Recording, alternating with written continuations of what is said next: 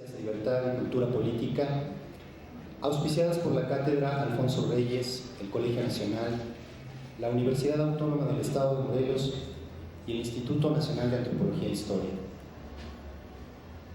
Cuando Braulio Ornedo me invitó a presentar su conferencia de esta noche, de inmediato recordé las sesiones del Seminario de Filosofía y Psicoanálisis en el CIDEM, donde lo conocí. Cada 15 días, ahí estaba Braulio con su manzanita, una Apple portátil, sus guaraches y su infaltable libreta morada, donde anotaba puntual las réplicas y observaciones que daría ese día a la siempre inteligente.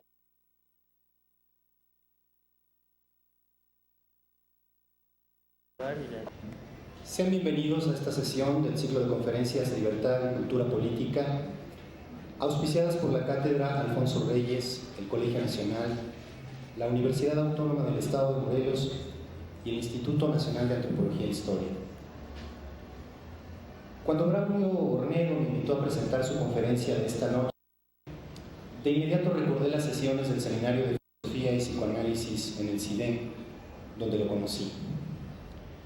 Cada 15 días, ahí estaba Braulio con su manzanita, una Apple portátil, sus guaraches y su infaltable libreta morada, donde anotaba puntual las réplicas y observaciones que daría ese día a la siempre inteligente exposición del Dr. Luis Tamayo. El momento, créanmelo, no había que perderse. Algún verso recitado de memoria habría de glosar la discusión filosófica. Un refrán mexicanísimo y siempre atinado brotaba para condimentar la sesión. Algún nexo desusadamente inesperado siempre encontró Braulio entre el distante filósofo presocrático del día y uno de tantos pensadores mexicanos que hay, cuántas veces conocemos solo de nombre, nosotros que tanto ignoramos. Y les comparto todo esto porque al final de esta sesión coincidirán conmigo en que la plática sabrosa y el pensar brillante y profano es el modo que Braulio ha encontrado para extendernos a todos su mano franca.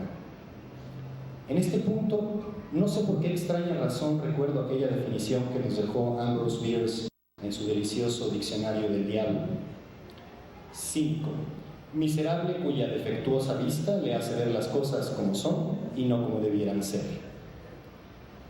Fue en mis andares por la Facultad de Ciencias donde aprendí aquella definición matemática rigurosa de examen profesional.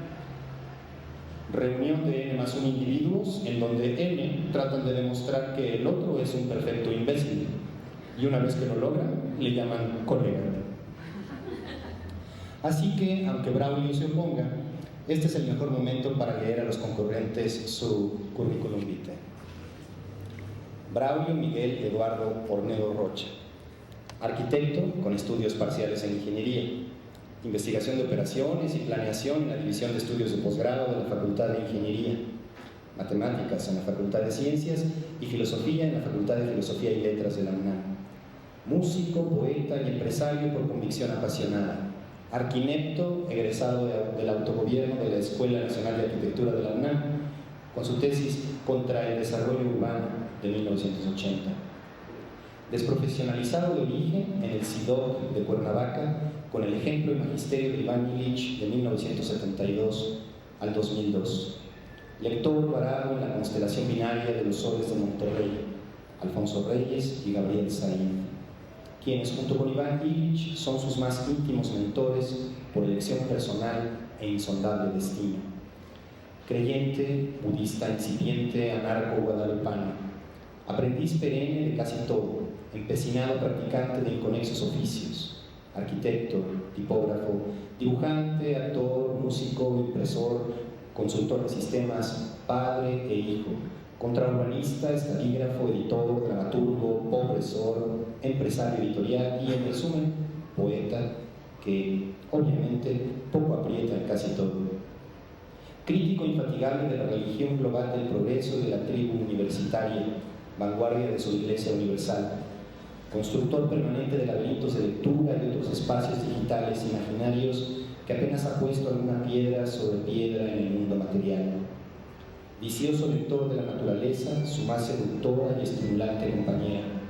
Escritor compulsivo de notas en indescifrables bitácoras. poeta que casi no publica por vergüenza y conciencia fulminante de su inconmensurable ignorancia, empresario editorial y publicaciones digitales y de las otras también, con la ambición desmesurada de compartir el vicio de la lectura eterna de él con sus semejantes para servirles, haciendo el mundo un poco más habitable, ganando el pan de cada día con la alegría y la humildad de un estoico que goza con elegancia su voluntaria pobreza y padece en sereno desasosiego su involuntaria castidad.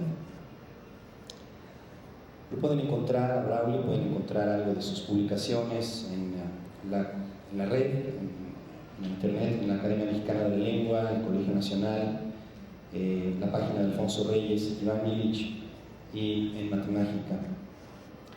Así, sin más preámbulos, los dejo con el tema Los intelectuales del poder, Enrique Krause, el historiador liberal contra el Mesías tropical, en la presentación de Braulio Ornedo. Es un circo de 3 pistas, o si lo prefieren, una tragedia en 3 actos. Primer acto, corre video.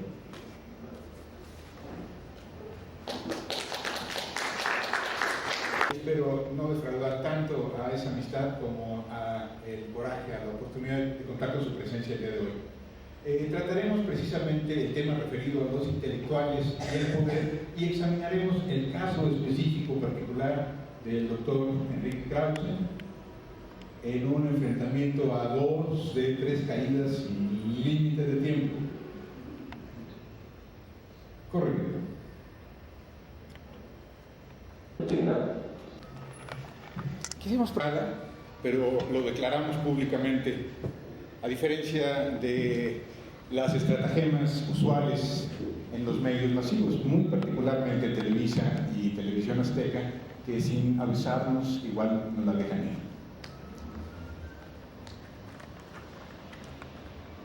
Enrique Krause, el historiador liberal versus el Mesías tropical. Enrique Krause Kleinborg nació en la Ciudad de México el 16 de septiembre de 1947, en el seno de una familia judía de inmigrantes polacos, exactamente 74 años después que Ricardo Flores Magón, un libertario, y 117 años y un día después que el general Porfirio Díaz, un liberal, quien es uno de los personajes históricos más cercanos a su admiración y estudio, los que se revelan en la primera de sus biografías, incluida en la exitosa colección de Biografía del Poder, publicados por la empresa editorial Clio, libros y revistas, Sociedad Anónima de Capital Variable, fundada por él en sociedad con Televisa. Krause estudió Ingeniería Industrial en la UNAM entre 1966 y 69, destacando como tenaz aficionado al fútbol y un regular portero de su facultad. Fue también un eficaz consejero universitario en pleno 1968, representando en esa instancia del gobierno universitario a una más bien conservadora y desganada facultad de ingeniería. Conservadora en contraste con la rectoría de ese memorable ingeniero civil y universitario que fue el ingeniero Javier Barros Sierra. Casi de inmediato, Krause abandonó la regla de cálculo, el casco, los planes y los planos, para cursar un posgrado, un doctorado en Historia en el Colegio de México, entre 69 y 74, bajo la tutela de 2 de los más destacados intelectuales e historiadores de la cultura mexicana del siglo XX, don Luis González y González y don Daniel Cosío Villegas. Su tesis doctoral, Caudillos culturales en la Revolución Mexicana, fue publicada por la editorial Siglo XXI en 1976, siendo reconocida con el premio Magna Donato ese mismo año de su publicación.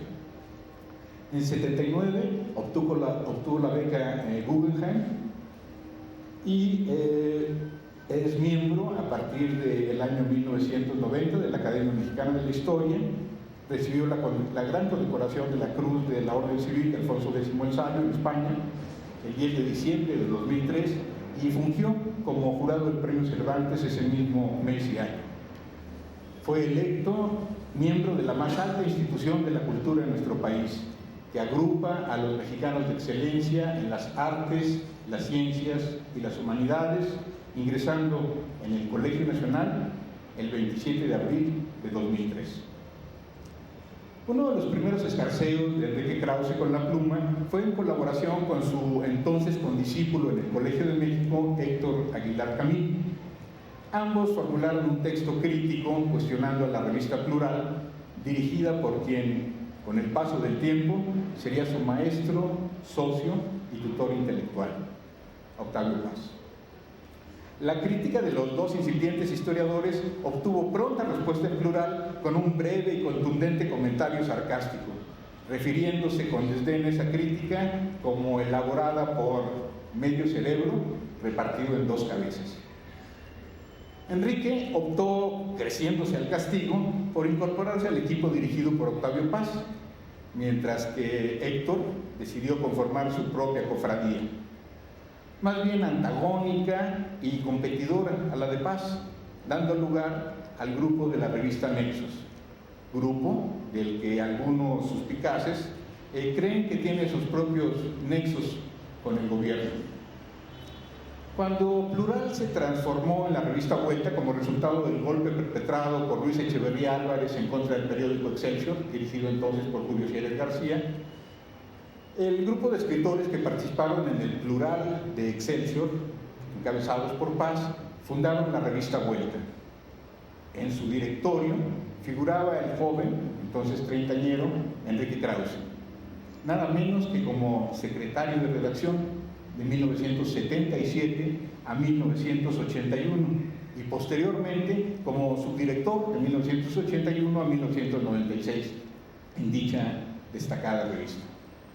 Referencia quizá obligada a la cultura mexicana en la segunda mitad del siglo XX. Su trayectoria editorial continúa como fundador y director del editorial Clio desde 1992 y a partir de 1999 fundador y director de la revista Letras Libres, eventualmente heredera de la tradición del Plural y de Vuelta. Precisamente en el número 90 de Letras Libres de junio de 2006, su director fundador publica como artículo de portada el titulado López Obrador, el Mesías tropical.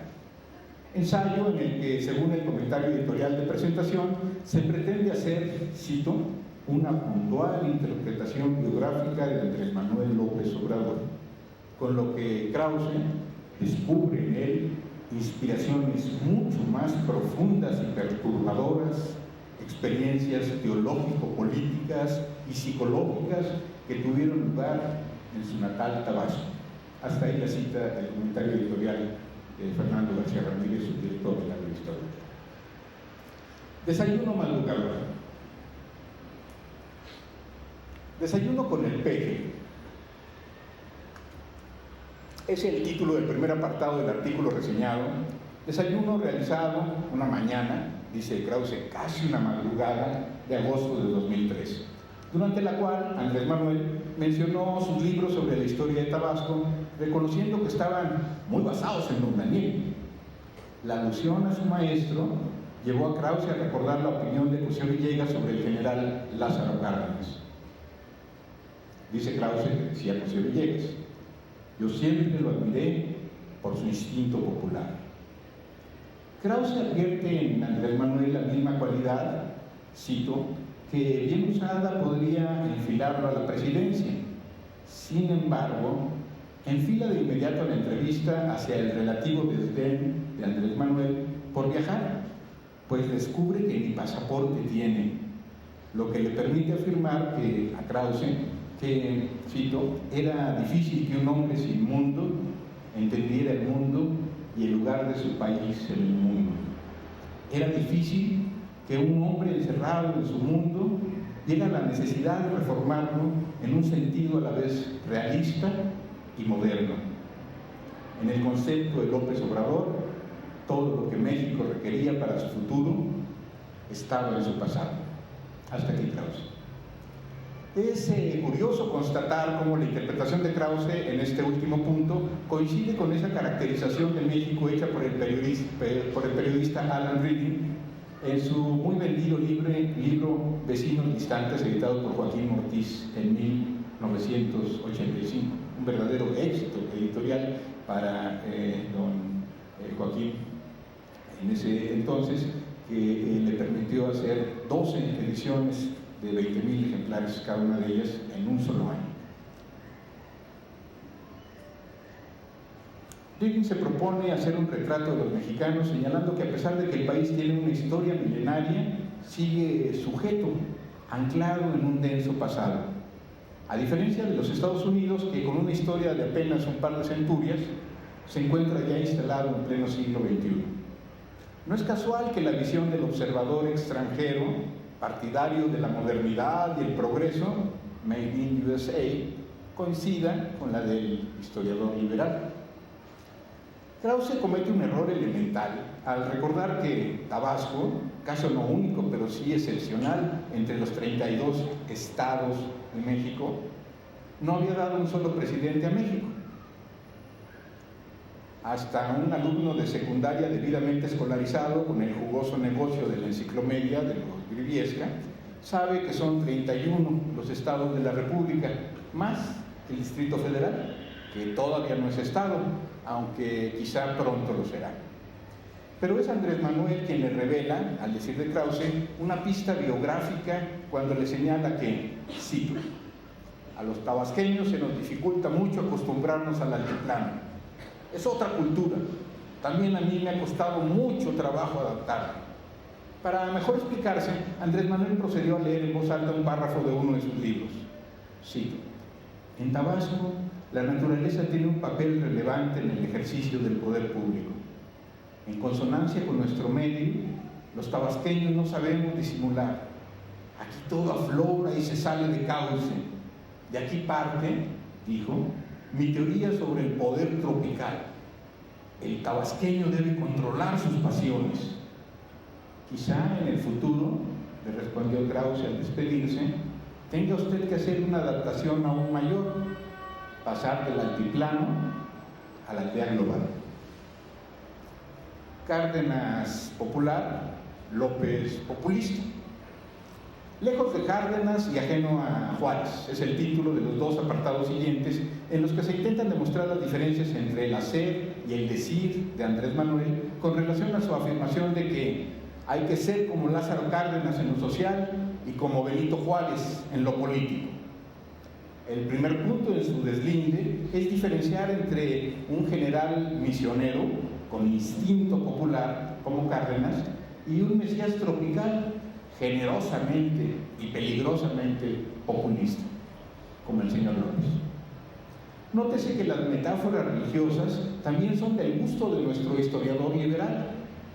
Desde luego, Krause se cuida de no precisar la diferencia entre lo popular y lo populista, pero sí realiza afirmaciones dudosas como que la vía utilizada por Andrés Manuel para emular a Cárdenas fue, cito, el reparto de vales intercambiables por alimentos equivalentes a 700 pesos mensuales. Todas las personas mayores de 70 años, a todas las personas mayores de 70 años. Estos programas, sobre todo el de apoyo a los adultos mayores, del cual, dice Krause, no existe padrón, le granjeaban una gran simpatía, pero no atacaban de fondo los problemas. Es curioso constatar cómo alguien tan bien informado y partidario de la transparencia como el doctor Krause puede afirmar que no existe padrón del programa de apoyo a los adultos mayores. ¿Cómo chingados, perdón por el exabrupto, se les puede pagar entonces si no existe tal listado? Pero claro, no encuentra los datos del padrón quien tampoco puede ver los resultados. Cuando esos miserables 700 pesos mensuales duplican el ingreso de quien lo recibe, que además se encuentra gradualmente incapacitado para seguir trabajando, tal y como puedo constatar de primera mano con el caso de varios de mis familiares más cercanos. Quizá el aludido me considere indigno de recomendar una lectura a un intelectual de su talla, pero por tratarse de otro ingeniero, libertario más que liberal, poeta crítico más que biógrafo obsesionado por el poder, me atreveré a recomendárselo. Sumado a que el propio Krause ha manifestado una profunda admiración por su maestro y colego en el Colegio Nacional. Sí, me refiero al ingeniero, poeta y empresario de esos, de los que hacen falta, don Gabriel Say, y a su libro El progreso improductivo, que está editado por el Colegio Nacional en las obras completas del autor en el volumen 4.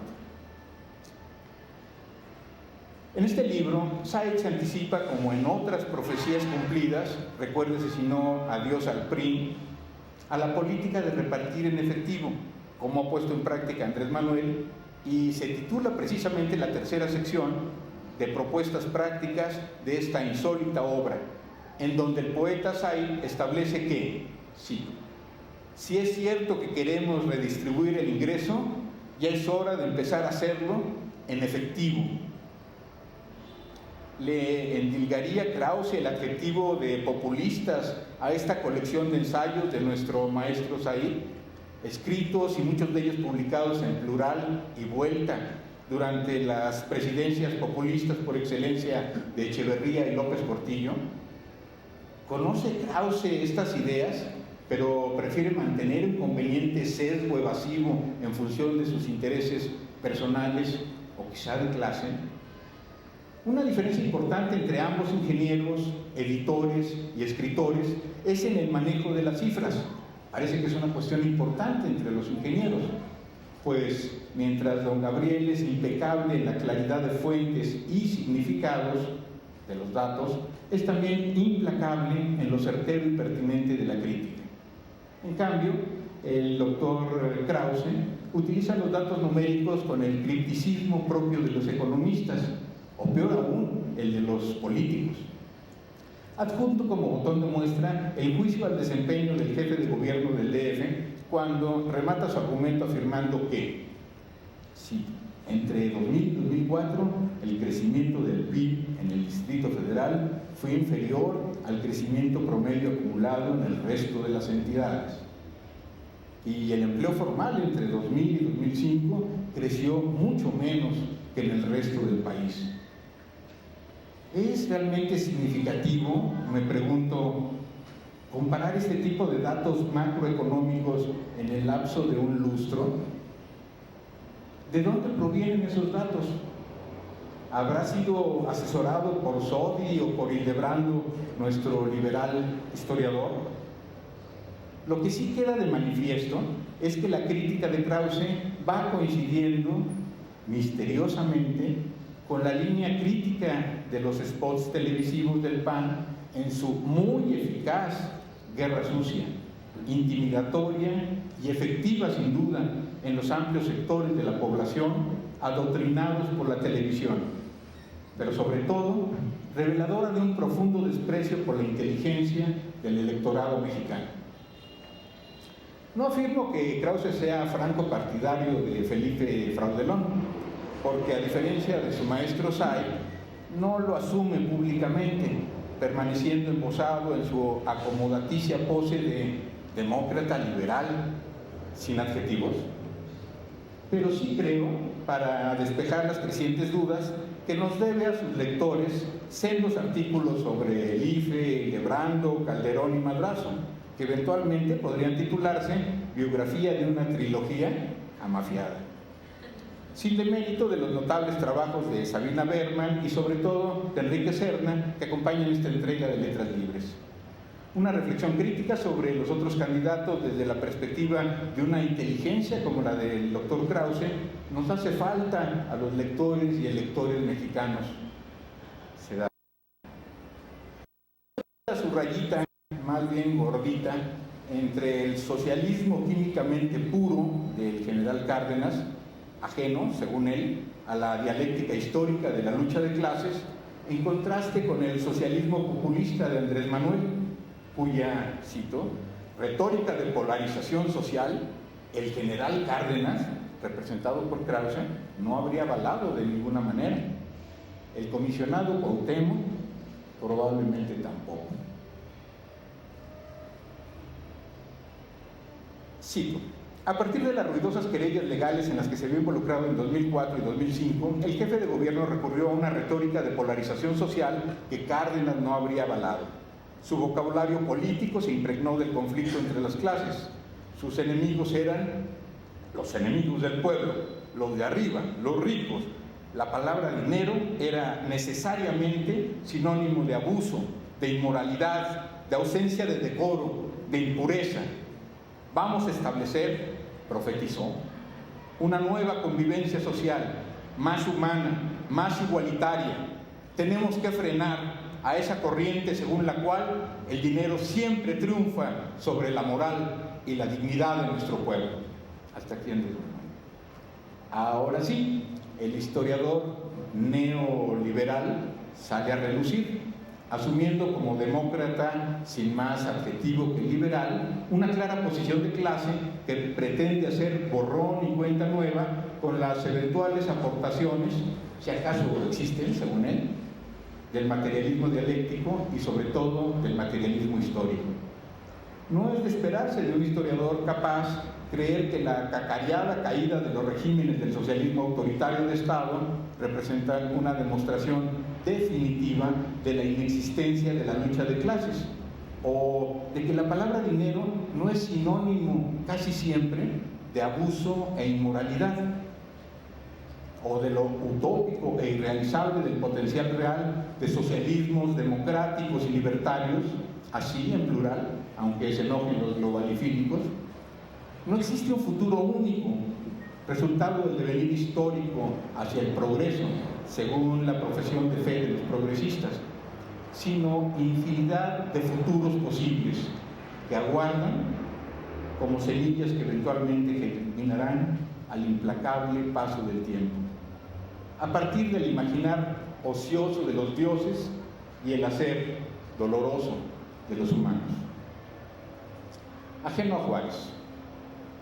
Las diferencias de Andrés Manuel con Benito Juárez se dan, en la opinión de Krause, por la falta de correspondencia entre la austeridad republicana que existe en el decir y hacer del tabasqueño, pero no así con un manejo impecable de las finanzas públicas, y ni hablar de las diferencias entre los gabinetes de Juárez y algunos colaboradores de Andrés Manuel, involucrados en escandalosos actos de corrupción durante su jefatura de gobierno en el DF y como parte de un plan bien trazado y que sigue funcionando a las maravillas. Un golpe de Estado en nuestras narices. Pero la principal diferencia con Juárez es que Andrés Manuel, cito, aunque rindiera homenaje retórico a Juárez, mostró muy pronto que no comulgaba con los preceptos esenciales de la democracia liberal. En cambio, Krause identifica en el discurso de toma de posesión la forma en que el jefe de gobierno había delineado su concepto de la verdadera democracia. No la democracia liberal, sino la democracia popular. El gobierno es el pueblo organizado, dijo Andrés Manuel en esa ocasión. O para decirlo de otra manera, el mejor gobierno es cuando el pueblo se organiza. La democracia es cuando el pueblo se organiza y se gobierna a sí mismo.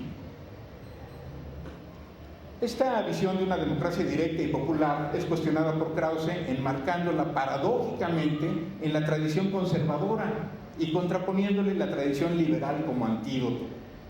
Precisamente contra esta concepción directa del poder de raíz medieval y monárquica, dice Krause, la generación de Juárez concibió una constitución liberal en la que la voluntad popular se expresaba en votos individuales y el poder presidencial permanecía acotado por los otros poderes.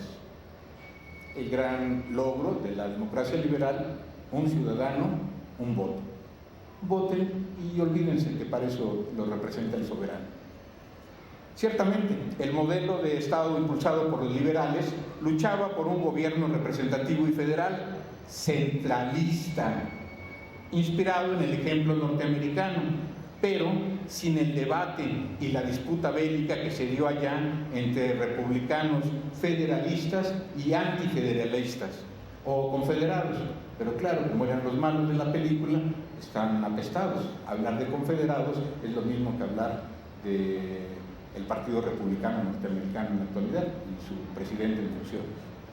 La República, concebida por Juárez y su generación, suprimía por decreto las diferencias entre los españoles, los criollos, los mestizos, los negros e, irónicamente, los indígenas, como el propio Juárez, dando como resultado que todos fuéramos mexicanos, jurídicamente iguales ante la ley, políticamente un voto, un ciudadano, pero conservando brutalmente en las prácticas económicas, sociales y culturales las diferencias y esquemas de dominación y explotación entre las razas, las clases y las castas.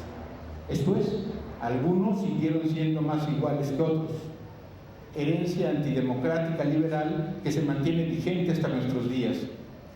Efectivamente, se logró restaurar la República mediante una visión de la nación desde el Estado, a cambio de suprimir o relegar las prácticas políticas democráticas que ajustaran y regularan la visión y el papel del Estado, pero desde la perspectiva de la sociedad. Saldo vergonzoso, pendiente la tradición política de la democracia liberal mexicana. Krause concluye su demostración de las desigualdades con un gran descubrimiento. La clave para comprender mejor la formación, la imaginería, el estilo y sobre todo la actitud política de Andrés Manuel no estaba en la historia de México, en Cárdenas o Juárez. La clave estaba en la historia de Tabasco, la tierra del poder tropical. De Garrido a Madrazo. Los personajes que Krause descubre como los verdaderos santos de la devoción de Andrés Manuel son Francisco J. Múgica, Tomás Garrido Canaval y Carlos Madrazo Becerra, en línea de sucesión para conformar su teoría del poder tropical. Al llegar a Tabasco, cito, en 1916, Múgica ocupó con sus tropas la catedral, cambió el nombre de la capital de San Juan Bautista a Villahermosa y dio inicio a un reparto agrario. Múgica estaba orgulloso de la naturalidad con que los tabasqueños parecían adoptar su radicalismo antirreligioso. Hay que tabasqueñizar a México, llegó a decir, según Andrés Manuel. Múgica, tutor de Garrido, fue el más idealista de los revolucionarios. Y el discípulo más aventajado de Múgica fue Tomás Garrido Canaval, quien durante cerca de 3 lustros fue el hombre fuerte de la revolución en la tierra del poder tropical. Sus arraigadas convicciones, la radicalidad de su actuar político, el decidido impulso a la educación racionalista y un fervor místico, antirreligioso, fueron los factores que le permitieron una larga permanencia en la escena política tabasqueña y también en la nacional. Dice Andrés Manuel en su libro Entre la historia y la esperanza: gracias a Garrido, Álvaro Obregón había dicho: Tabasco es el baluarte de la revolución. Se ha escrito a favor y en contra de Garrido con fervor y con rabia, nunca con indiferencia. Se reconocen como logros la erradicación del alcoholismo, su combate al fanatismo religioso, la educación racionalista, por cierto, de origen libertario, concebida por Ferré y Guardia. En cambio, poco se ha documentado con objetividad sobre sus excesos y errores, que sin duda los tuvo, sin ser acusado uno de reaccionario por el discurso jacobino. Krause cita la novela de Graham Greene, El poder y la gloria, para caracterizar al propio Garrido y de pasadita, de salpicón, al propio Andrés. Hay místicos que dicen haber conocido directamente a Dios, dice Graham Greene. Él también era un místico, y lo que había conocido es el vacío. Hasta aquí Greene, y continúa Krause. El espacio de ese vacío, el espacio de la fe, no se llenó en Tabasco con un humanismo laico, se llenó sobre todo con una fe agresiva y militante.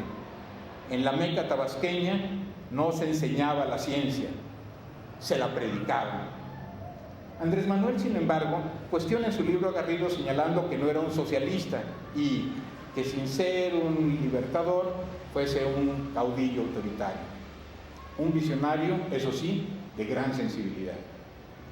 El otro santo patrono del señor López, descubierto por Enrique Krause, es Carlos A. Madrazo Becerra, quien gobernó Tabasco de 1959 a 1964, un periodo después que Manuel Bartlett Bautista, 1953-1955. Seguramente ambos nombres le son familiares en la ya larga tradición del prianalismo que actualmente se confabula para gobernarnos.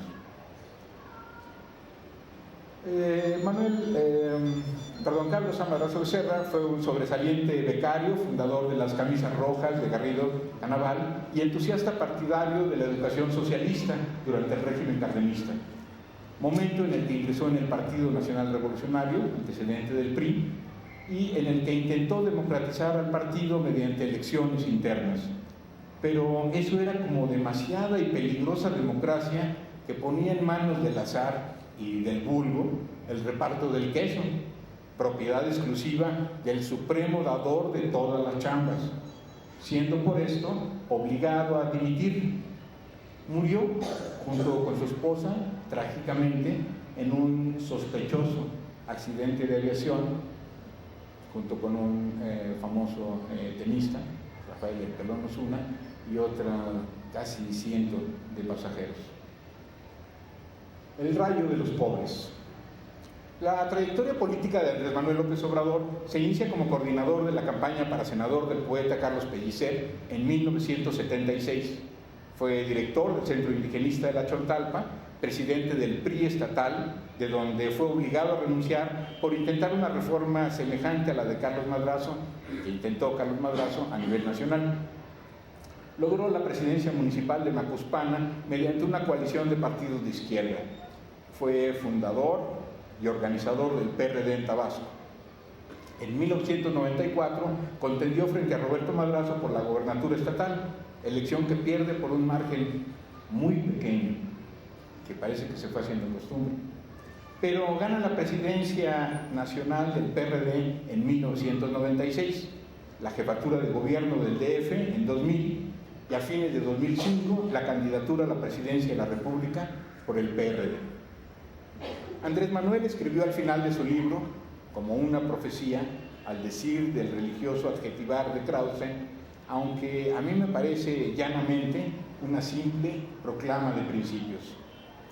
Hemos aprendido que se puede gobernar desde abajo y con la gente, desde las comunidades y las colonias, desde las carreteras y las plazas públicas, que no hace falta tener asesores, camionetas, ni secretarias, ni guaruras, que lo indispensable es poseer autoridad moral y autoridad política. Y tenemos la convicción de que mientras no haya ambiciones de dinero y no estemos pensando nada más en los puestos públicos, seremos políticamente indestructibles. Para Krause, lo inquietante de Andrés Manuel no es su ideología, ni tampoco su programa de gobierno. Lo que preocupa de López Obrador es López Obrador. No representa a la izquierda moderna que, dice Krause, a mi juicio, sería la alternativa ideal frente a un PAN ultramontano, sin autoridad política, y un PRI anquilosado, sin autoridad moral. Representa a la izquierda autoritaria, que no podrá dejar de ser esencialmente disruptiva e intolerante. Krause termina su artículo con un diagnóstico analítico junguiano sobre la personalidad maná de Andrés Manuel López Obrador, que toma prestado de un ensayo también de Gabriel Say, sin terminar de citarlo, titulado El 18 Brumario de Luis Echeverría, publicado en el volumen 3 de sus obras, Crítica del Mundo Cultural, por el Colegio Nacional en 1999. Pero más que citar a Krause, que cita a Say, que cita a Jung, describiendo cómo el inconsciente colectivo puede arrastrar a un hombre al desequilibrio, exigiéndole cumplir expectativas mesiánicas, para culminar con la teoría del Mesías tropical, advirtiendo que la Iglesia se ha pronunciado ya por el respeto irrestricto al voto. Respecto, sí, por supuesto, una errata quizá no tan involuntaria en el artículo de Krause.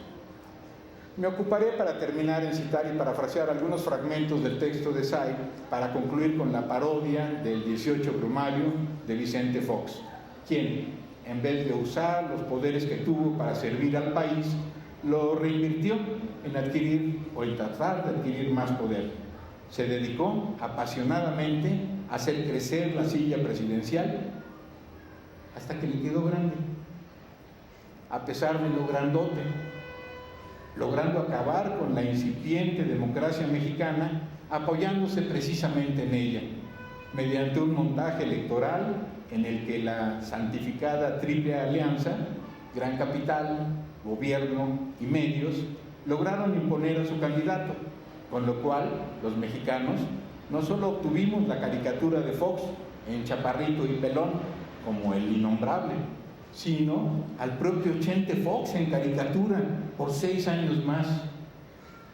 El cantinflismo, empleo maníaco panista, espinoso y espinado, parece que no se mudará de Los Pinos, asegurándole la pensión a Marta de Fox para el shopping y, ¿quién quita?, más anuncios gubernamentales para las revistas culturales.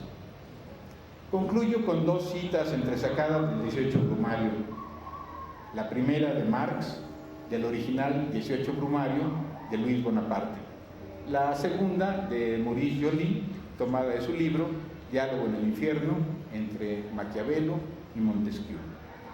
En ambos textos parece haber una clarividencia sobrecogedora del papel de las televisoras, no solo como los principales beneficiarios del del negocio electoral, sino también por el capital de poder derivado de su papel decisivo en el ánimo de los electores, adecuadamente aleccionados nada menos que por intelectuales como Chespirito, Joaquín López Dóriga o por Broso, entre otros destacados intelectuales orgánicos que medio apestan.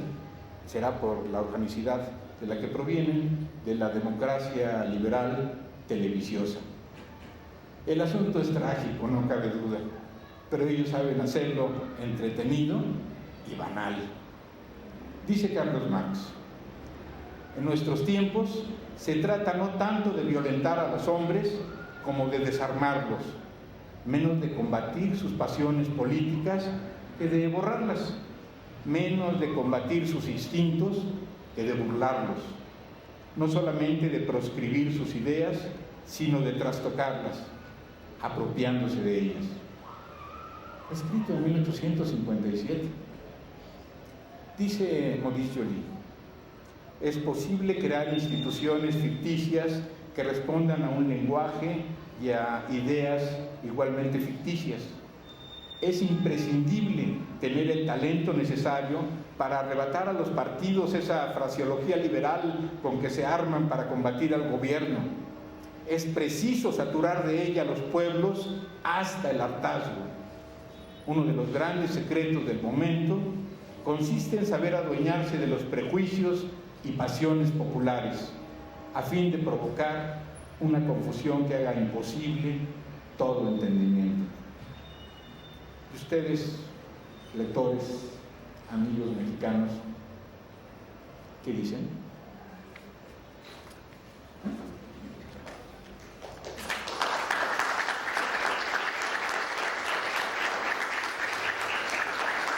Gracias. En realidad, la parte interesante es la respuesta a esta última interrogante que me permite formular. Antes de proceder a algunas conclusiones derivadas del texto, que pretende ser solamente una reseña crítica del artículo de Krause y que me parece que merece una respuesta. No es nada nuevo el que alguien mienta deliberadamente por una causa en la que a lo mejor ni cree. Esto no tiene mayor relevancia, sucede con una frecuencia que no es digna de noticia. Lo que sí me parece realmente relevante y digno de atención es la poca respuesta que entre la comunidad intelectual ha tenido el propio artículo de Krause. Vamos, ni los enemigos jurados del grupo Nexos se han atrevido a formularla, lo cual ya empieza a ser sospechosa esta unanimidad crítica de la democracia liberal. No es para ustedes nuevo que de los 11,000 millones de pesos que salieron de aquí, de nuestras bolsas, para el circo electoral que recientemente hemos padecido, más del 90% fue a parar a los bolsillos de los Salinas Pliego, a los bolsillos de los Azcárraga, a los bolsillos de los Murillo, a los bolsillos de los Slim.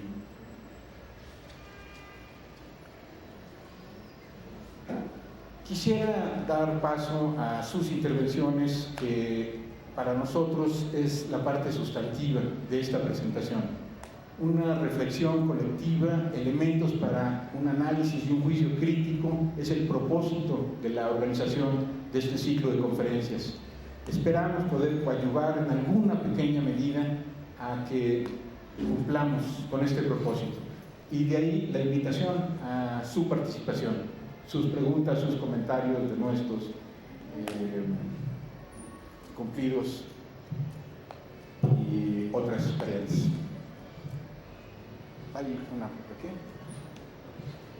Está allá, amigo Felipe. Buenas tardes.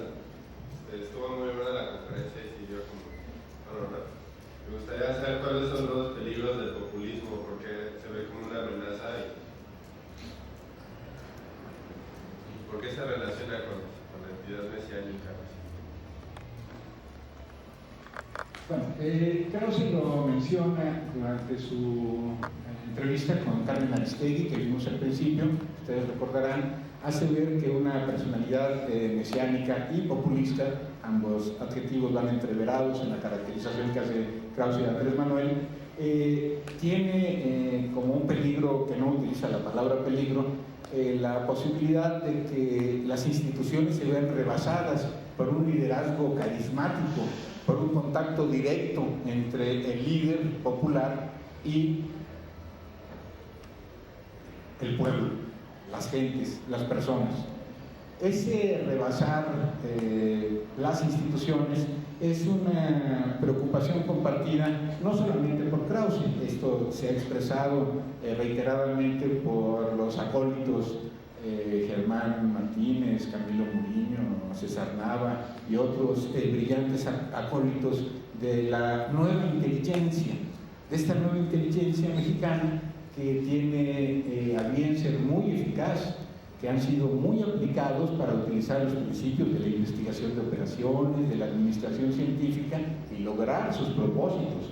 Vean ustedes, si no, la eficacia de una campaña intimidatoria en donde se acusa desde desfalcar las finanzas del gobierno de la ciudad hasta ser una eventual regresión al priismo más primitivo. Pero seguramente los propios priistas estarían en la mejor oportunidad de considerar vergonzosamente la participación que una de sus más fieles y destacadas militantes políticas, la mamá del Choqui, como le dicen allá en mi barrio, tuvo tan eficaz resultado en su participación. El populismo es orientar en el discurso político los intereses de las clases populares, invertir sin un criterio más allá que el lucimiento personal del gobernante del turno. Había una allá y otra acá, y otra acá. Sí, buenas tardes. Mira, como extranjero no me voy a meter a la política interna, pero voy a criticarles la obra de Krause que lo leí. Desde el punto de vista científico no se puede hablar de científico cuando alguien toma un pedazo de cada teoría. No de liderazgo. ¿Podrías alejar el micrófono? Sí, lo del liderazgo carismático viene de Max Weber, lo del Mesaya viene de la sociología de la religión y lo del Manet de la antropología. Y no tiene nada científico sacar un pedazo sin explicar los presupuestos y relacionarlos, sin explicar cómo se relacionan. Hablar de Cárdenas padre como socialismo es pura ignorancia. ¿Sí? Tuvo políticas que se parecen al socialismo, pero no es socialismo. Así, No creo que este tipo de trabajo sería publicado en una revista científica seria, y dudo que este tipo publique en revistas académicas donde se requiere de la gente que usen presupuestos, que destinan sus presupuestos, etc. Así, este es un intelectual, como dice en mi país, Francia, un intelectual de vara de café. Lo único que me parece que le interesa es vender sus libros en Azteca o en San Bos. Pero mira, yo soy científico y yo puedo decir que este tipo tal vez tuvo un buen doctorado, pero lo que hizo de su doctorado no tiene nada que ver con la ciencia. Esta mediatización de los medios de comunicación que han hecho con un método interesante y efectivo el llevar más que un mensaje, un total desarticulación del entendimiento de la circunstancia política mexicana. Ha hecho tanto efecto que mi pregunta va: ¿cómo desarticular un discurso mediático de institucionalización, del discurso liberal desgastado? ¿Cómo poderlo desarticular para poder empezar a quitar tantos mensajes que, bueno, lo estamos viendo en cada momento, en cada instante en los medios de comunicación, donde la institución está por delante, donde el velo de lo sagrado, de las leyes, la legalidad? Vaya, el problema viene siendo cómo desarticular esto y hacerlo entender a la demás gente que no es tan fácil ver una cuestión de legalidad y de legitimidad, ¿no? Sí, mucho. En el que él afirma que la televisión es el mejor de los instrumentos educativos que él ha conocido. Dice Groucho: siempre que alguien enciende la televisión en mi casa, me voy a otro cuarto y abro un libro. Entonces, eventualmente por ahí podría estar la respuesta: menos atención a los López Dóriga, menos atención a los hechos y a las banalidades que nos presenta la entretenida y ya cincuentenaria televisión mexicana, y más atención a la propia formación crítica de ciudadanos que, como intelectuales, tienen un papel que jugar. Sí, si me permiten, aquí, allá y después. Una pregunta sobre el empresario. Enrique Krause, la verdad, yo me niego a llamarlo historiador porque en el medio de historiadores se sabe que él utiliza lo que se llaman escritores negros. O sea, él no escribe libros, él paga porque se los escriban. No sé si todos, no sé si este artículo lo escribió él o pagó para que se lo escribieran.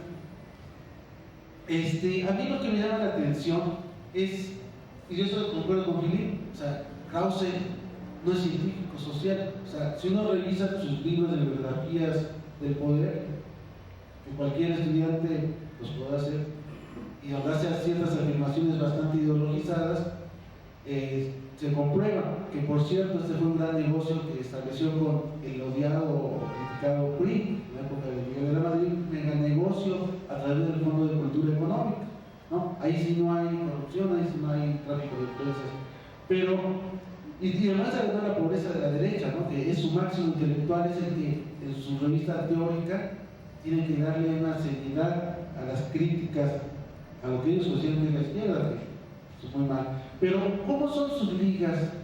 No sé si estás enterado. ¿Cómo son las ligas que establece Enrique Krause, que a nivel mundial de la derecha publican varios periódicos, siempre con esta, desde el punto de vista de la realidad? Tienen ligas con Andrés Oppenheimer, que lo Premio Nacional, Pulitzer, de los Estados Unidos. Es decir, tiene una gran cantidad de ligas a nivel mundial. ¿Con quién tiene estas ligas? Pero aparece publican en el país, en España, etcétera, ¿no? O sea, ¿qué significan estas ligas internacionales? ¿Qué tipo de intelectuales están teniendo estas ligas? Si me permite, que trataré de dar efectivamente una respuesta.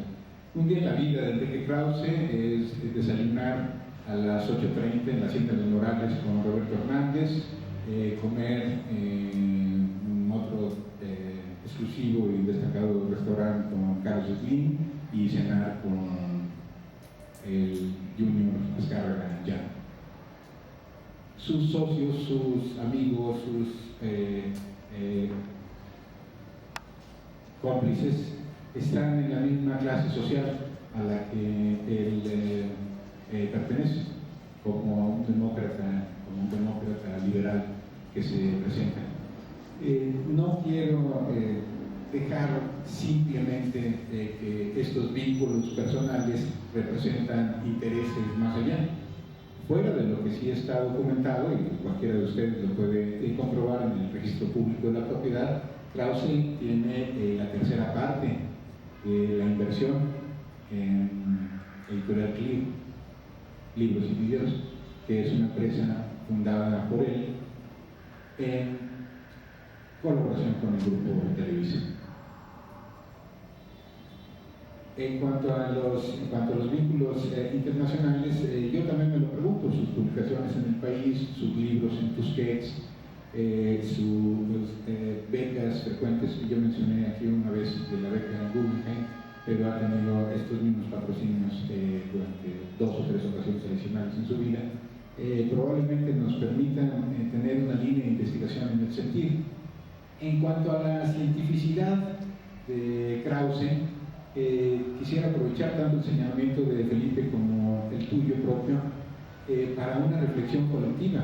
Krause es miembro de la Academia Mexicana de la Historia desde 1990.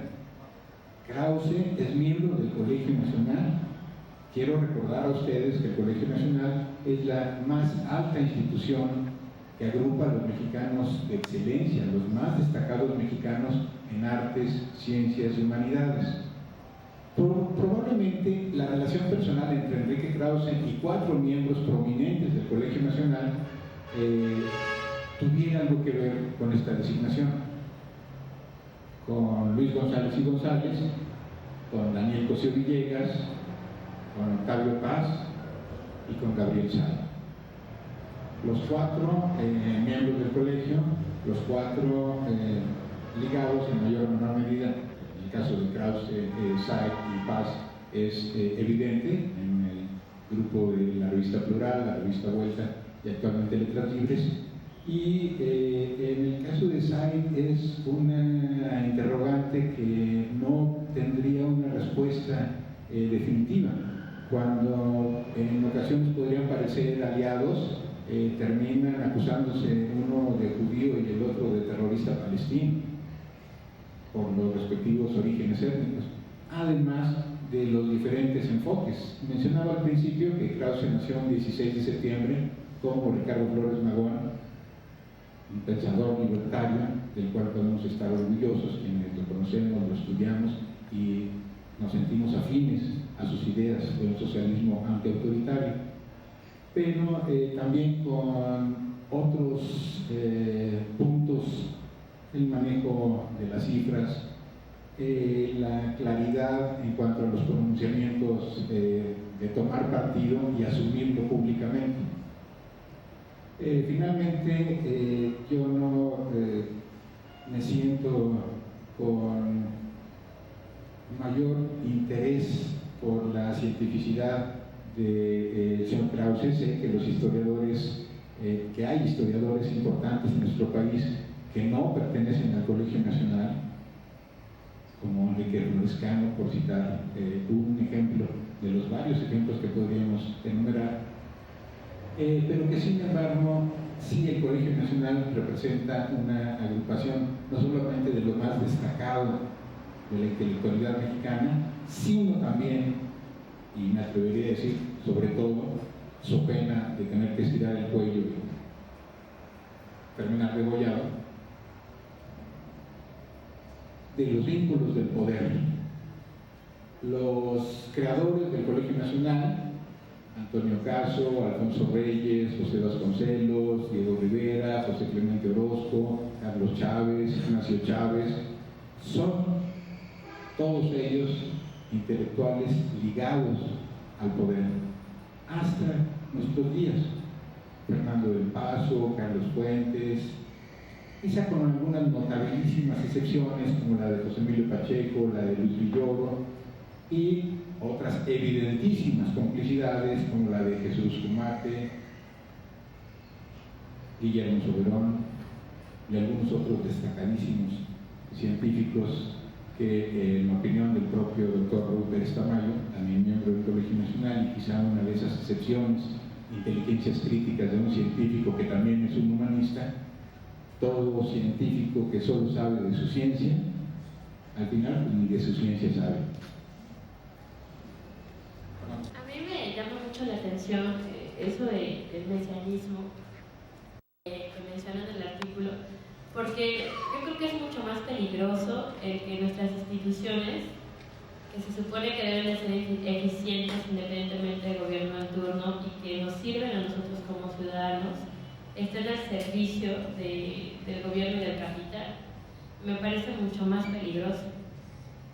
Y otra cosa es que yo creo que estas cuestiones de los pseudointelectuales se dan también porque los medios de comunicación en las campañas crean como una fábrica de votantes, ¿no? Más que de ciudadanos críticos para poder decidir el destino no solamente de los próximos 6 años, sino de los próximos 30, 40 años.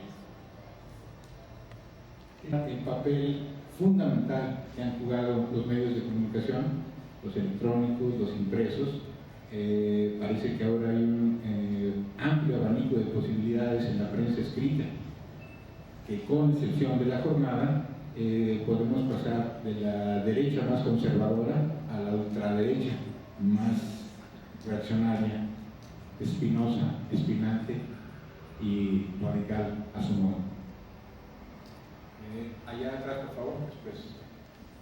Claro, que siendo profesional de la ingeniería pasa historiador, ¿no?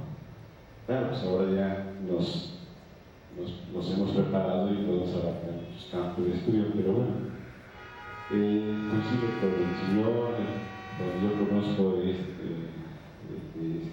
historiador, pues no es científico, también yo sé, he visto su obra, y creo que ha sido más que nada como recopilador y cosas así, ¿no? Al menos sigo siendo ignorante de que hay una obra de él precisamente como historiador, ¿no? Historiador entiendo que también hace historia, ¿no? Construye historia, y todo eso como el restaurador que respalda, ¿no? El agricultor pues construye siempre de todas esas cosas. Y bien, rápidamente, la pregunta de posición de Chico que ya fue es ¿cómo acabaríamos con el discurso mediatizado, es decir, que los medios de información o comunicación nos han estado dando, vamos, en el sentido de que a ellos les interesa o les conviene. Ahora estamos en una nueva conformación política que de modo que tenía que llegar a México, ¿no? Y que implica una nueva conformación social. Estamos viendo eso. ¿Y qué debemos de hacer? Bueno, a una propuesta de esta pregunta, y para todos, es que pues, se tiene uno que organizar. Una organización que tenga que ver situaciones como esta, eventos como estos. Eventos como, aquí traigo una revista, ¿sí? Sin hacer negocio ni nada, estoy ayudando están saliendo muchas cosas